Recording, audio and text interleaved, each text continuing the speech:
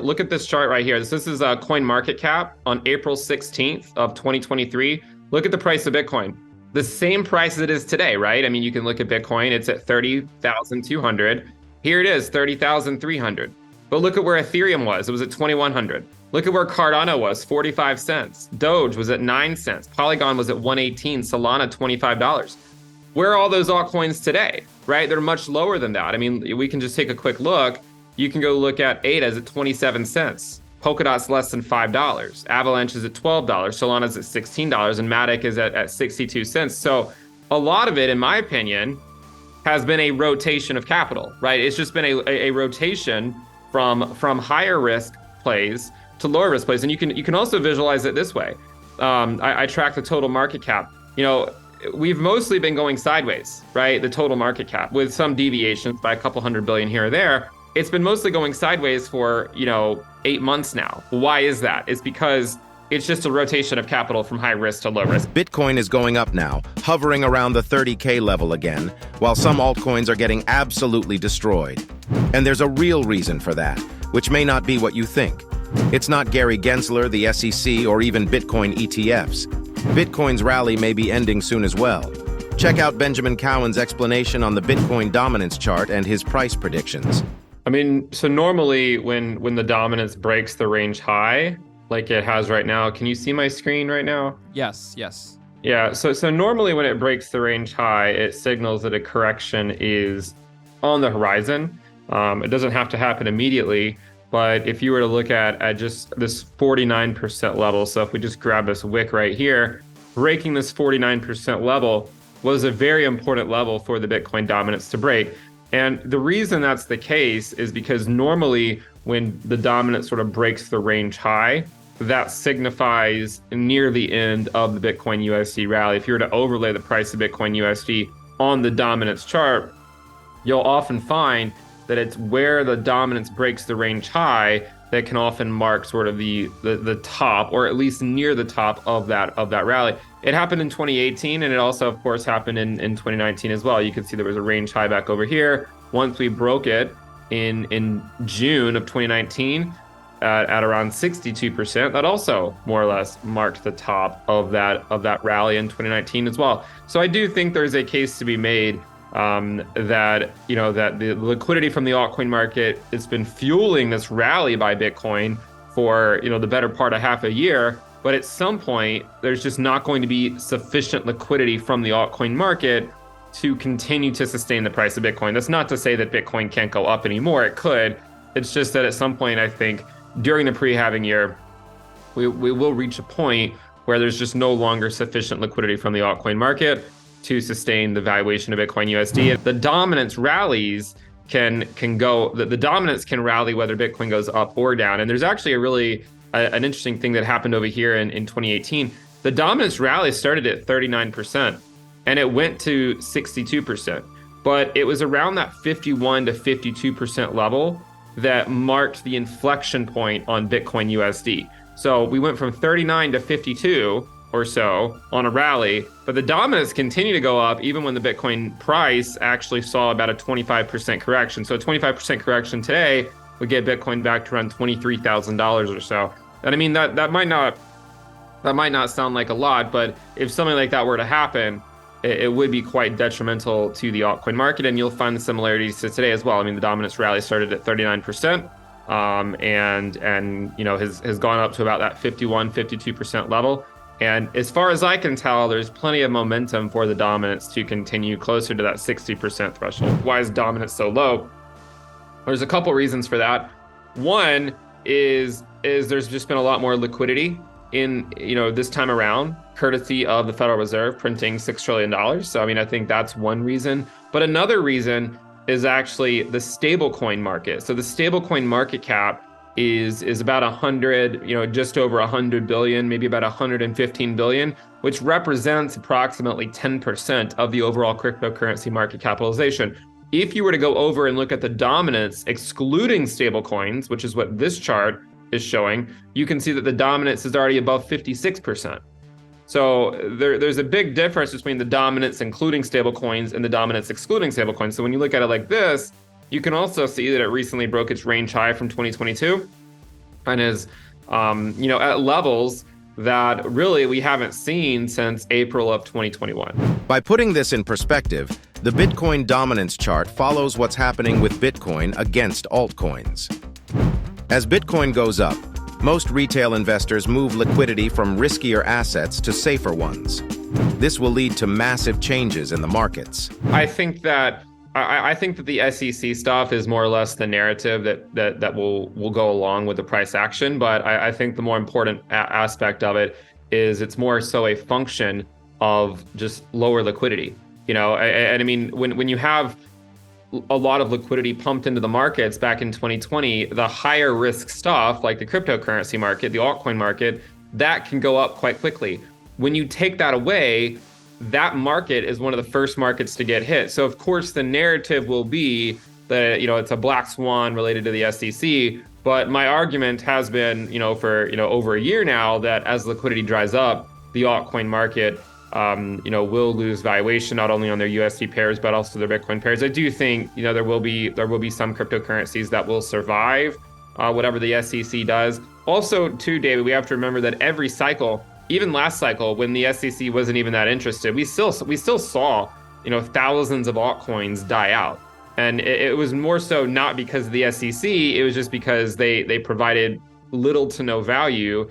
And market participants just got interested in the next cycle or the next class of cryptocurrencies in the next cycles. Every cycle, especially with the altcoin market, we always reach the point where people legitimately think it's dead, And I think a lot of people pretended to think that the altcoin market was dead back in December. But now that the SEC is coming after a lot of these altcoins, now a lot of people are actually getting worried, right? Now they're really starting to think, all right, well, maybe it is dead. And that's a pretty common place to find ourselves in the market cycle. Yeah, I mean, it's not good for liquidity. I mean, when you have high risk assets like cryptocurrencies, liquidity is everything. You need liquidity to attract large players to the space. If you don't have liquidity, if you have very thin order books, there's a lot of larger institutions are not going to want to come to the table.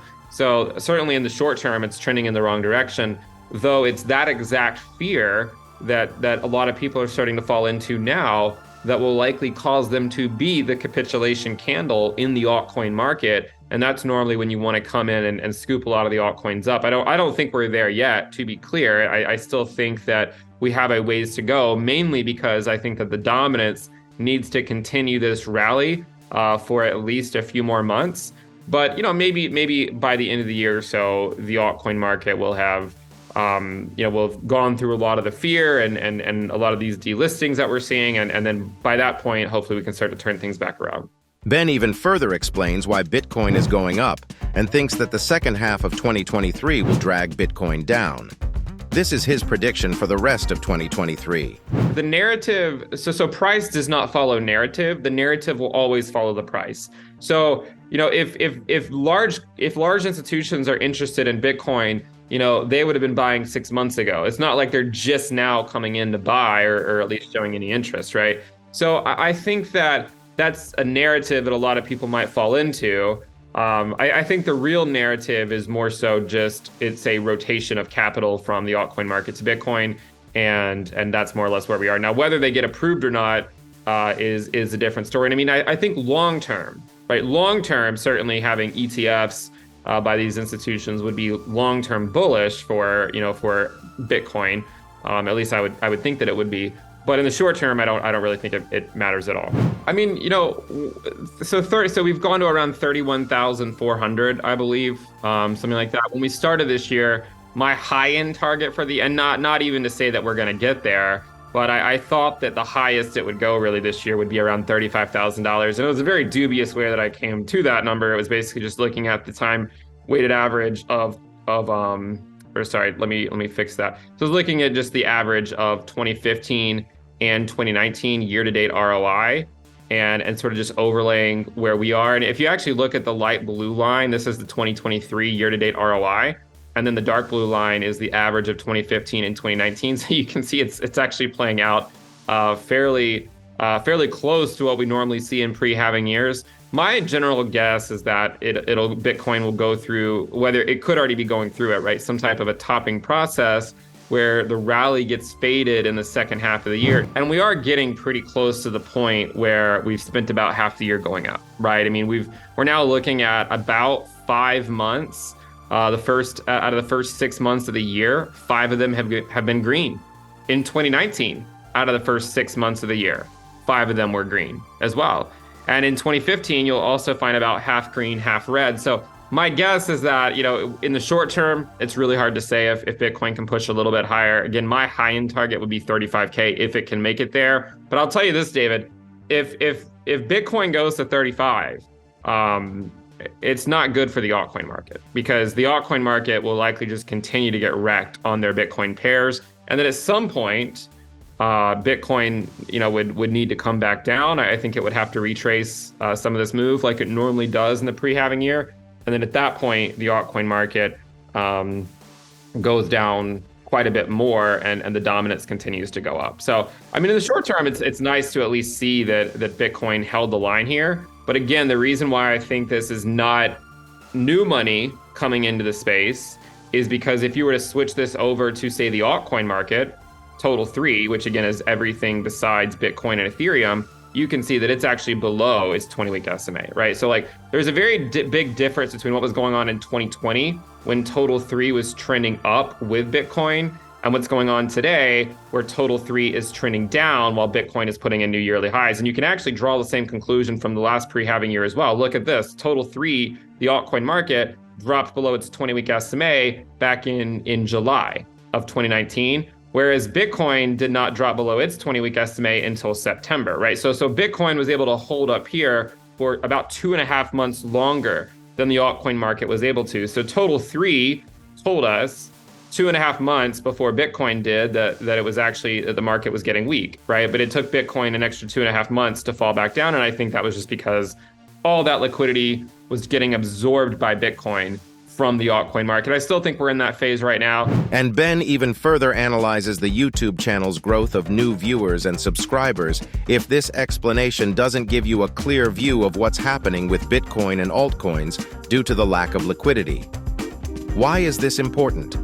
Because even if the market sentiment is still on the greedy side, there are no signs that new people are searching for this on YouTube or Twitter. I track something called the social risk. So this here is showing a lot of different crypto YouTube channels, and it's showing new YouTube views to those crypto YouTube channels, including my own. And back then, we were seeing people come into the space, right? So you could kind of project that there would be a marginal buyer for your altcoins a few months from now because the general trend in social sentiment was up. But recently, the general trend in social sentiment has been down. Take a look at this chart. So let me actually show you really quick the social risk. So the social risk tracks that chart I just showed you. It also tracks new YouTube subscribers. It also tracks a lot of things going on Twitter. And we normalize it between 0 and 1. And you can see here that the social risk continues to go down, right? So people are leaving the space, right? They're not entering the space. So it's like, again, back in 2020, when Bitcoin was going up, I was quite bullish on the altcoin market, and I was actually bearish on the Bitcoin dominance because I could see people coming in, right? I could see people subscribing to my channel. I could see, just an influx of new retail participants. Today, I don't see that at all. I see people leaving. I see people having no interest in this anymore. And you can see where we are in terms of the social risk. It's at 0.176. Now, what's interesting, if you overlay the social risk here, which is the orange line, over the Bitcoin dominance, which is the green line, you can see that as the social risk goes into the lower risk bands, the dominance tends to go up, right? And that's exactly what we're seeing today as well. So that's the main difference. There's not the macro, more so back then, supported people coming into the space and taking on risk because they had all this excess liquidity. Today, that liquidity is basically drying up. And so people are basically just seeking the relative safety of Bitcoin over the altcoin market. It's the relative safety. It's not to say that Bitcoin can't fall. It's just that it's relatively safer than the altcoin market. Look at this chart right here. This is Coin Market Cap on April 16th of 2023. Look at the price of Bitcoin. The same price as it is today, right? I mean, you can look at Bitcoin. It's at 30,200. Here it is, 30,300. But look at where Ethereum was. It was at 2,100. Look at where Cardano was, 45 cents. Doge was at 9 cents. Polygon was at 118. Solana, $25. Where are all those altcoins today, right? They're much lower than that. I mean, we can just take a quick look. You can go look at ADA's at 27 cents. Polkadot's less than $5. Avalanche is at $12. Solana's at $16. And Matic is at 62 cents. So a lot of it, in my opinion, has been a rotation of capital, right? It's just been a rotation from higher risk plays to lower risk plays. And you can also visualize it this way.